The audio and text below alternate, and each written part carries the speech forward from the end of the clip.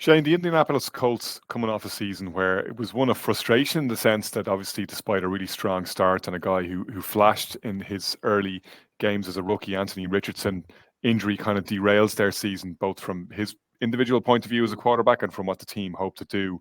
But there was a lot of reasons to be cheerful coming off last year for Indianapolis, chiefly because Shane Steichen seemed to have the impact that everybody thought he would as a head coach coming in, highly touted from the Eagles.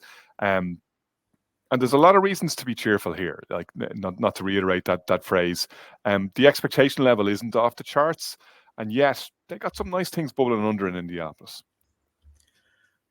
I'm gonna go maybe a slightly outside opinion here. I think there's a half decent chance that the Colts can win this division, but that relies on the fitness of two men, Anthony Richardson, and almost all of their running position, but Jonathan Taylor in particular. I mean, seeing him play, I was fortunate enough to see him sort of make a mockery of half the Patriots defense in Frankfurt during the season, and he is just an excellent player. And the way that Shane Steichen has been able to use the entire team, in fairness, I mean, with the quarterback that they don't want in a semi-rebuild year, they managed to get 9-8. They were a fourth quarter touchdown away from making the playoffs and defeating the Houston Texans, a team which finished 10-7, which is effectively that was the difference. They were both coming into that game 9-7. That's the difference in us talking about the Houstons as being one of a team which can potentially challenge for the AFC, and the Colts who were kind of sitting there. We're not quite sure what to expect. Anthony Richardson, the idea of him coming back brings a huge amount of excitement with all of the pieces that the Colts have, I guess, have in situ. But the big thing is injuries. How many times have we seen the teams that when things are put together, injuries just come against them? I mean, Jonathan Taylor's only played, I think, 21 games combined in the last 2 seasons. He says he's feeling great now. God knows what way that looks after week 4, week 5, week 6. So, look, kudos to Shane Steichen. I think as well as that, if you look to some of their key kind of matchups and the schedule that they have to play against, they don't really have any particularly marquee tough games.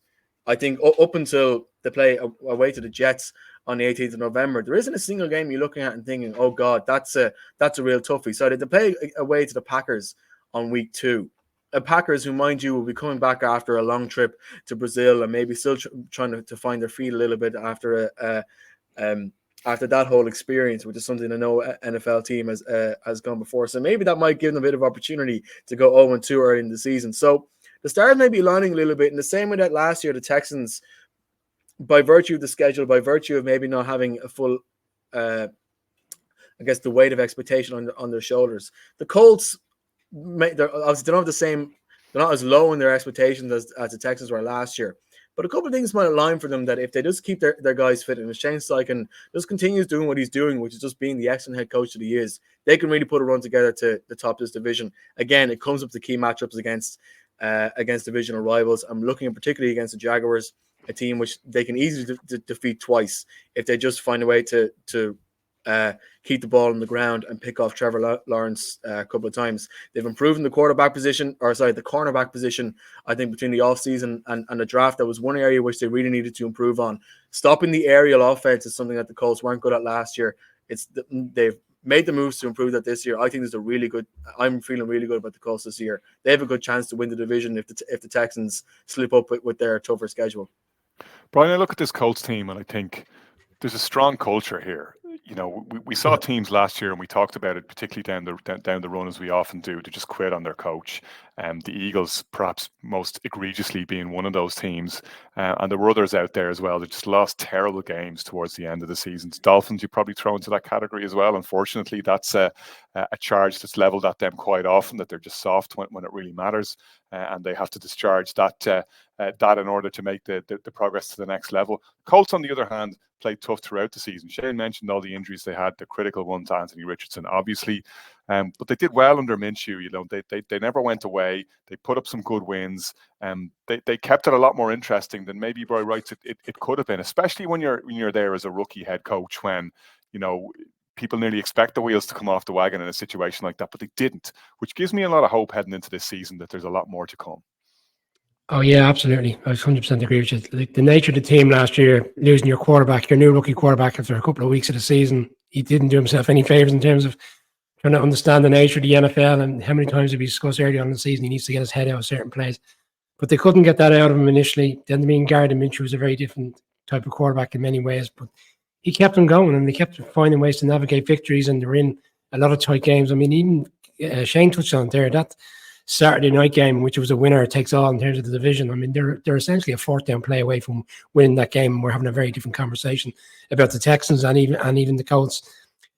And it's a bit of a D'Amico Ryan type situation. I mean, despite not winning the playoffs, this team look like they're on an upward trajectory. Like, there's no reason why they can't be challenging again this season. You look at what they've done. The one player that really strikes me, floating under the radar in the draft, Anthony Gould, wide receiver out of Oregon. Some really nice stuff going around him during camps. He looks like could be a nice addition. You got Pittman now locked in on a long-term contract. Josh Downs was really productive in his first year last year. This is with Minshew, a quarterback. If Richardson can stay fit, you would argue, like we're talking about Trevor Lawrence in that first year, and people suggested it was a year or two where it was really his first year. It certainly feels like that way for Anthony Richardson, and we could see him being the quarterback across the AFC who makes the real upper trajectory. He was averaging around 126 yards of rushing, Connor, and he was playing quarterback. I mean, he was Lamar Jackson type stuff, what we were seeing early on in the season. So a lot to be positive about with the Colts, but ultimately I think it's going to come down to divisional games, and we've got a team in the Titans that I think are also floating on the radars that we're going to get into now shortly. But certainly I think the Colts are going to be challenging again for the division. Yep. Kieran, happy to hear your broader thoughts on the Colts. But one thing I wanted to focus on specifically, given your knowledge of the college game, is the couple of interesting draft picks there. I kind of think the Colts have drafted well here. They got Leatu Latu, who is a serious athlete in the first round. Obviously, had to retire temporarily with an injury during his college career, which seemed to put some people off. But pound for pound, like, this guy was as good as it was possible to get as an edge rusher in the draft. You throw in A.D. Mitchell from Texas, who they picked up in the second round as a wide receiver. Those are two very intriguing picks for me for that team. Yeah, two good draft picks. I'm not as high on the Colts as the other guys are. It primarily comes down to, I watched Anthony Richardson with Florida for a while. Again, like he was in the NFL, he runs the ball a huge amount. He got injured, and again last year he got injured after, I think it was week 4, and it was only by pure chance that the Colts had Gardner Minshew as backup to help out. I don't see Richardson lasting much of the season. I just don't think his style. I don't think he's built for the NFL. I think he's too prone to injury. And to be honest, I think the Colts, if they were being honest, they might want to redo on the draft, and maybe they might be ruin the chance that they let CJ Stroud go in that draft. I just don't think he's durable enough to play as quarterback in the league. He gets hit too much. His injury concern is I think the Colts are having, if it wasn't for them getting him for free, I think they'd have some buyer remorse now. I'm not sold on Richardson.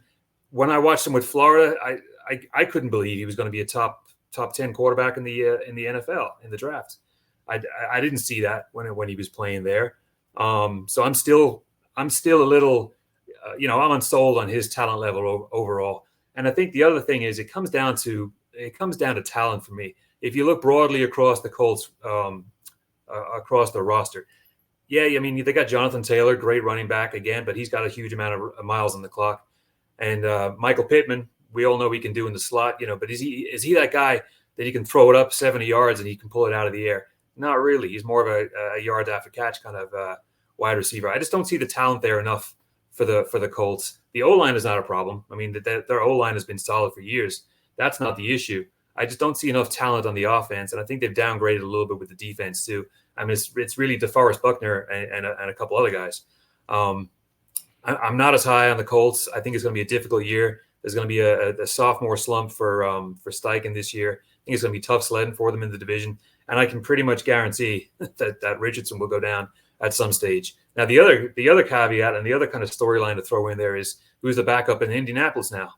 Mr. Flacco. Can he pull a similar job that he did with the Browns last year and pull the rabbit from the hat again? That'd be a hell of a story. I'd sign up for that. But I just don't know if Richardson if he's got the durability. I think he's too prone to getting hurt. He just puts his body out there a little bit too much. He's not like Lamar. I didn't see anything outstanding in college. Lamar was phenomenal in college, but I didn't see much out of Richardson to say that he was going to be a really good quarterback. So I got my concerns. I got my doubts about the Colts. I think they were 9-8 last year.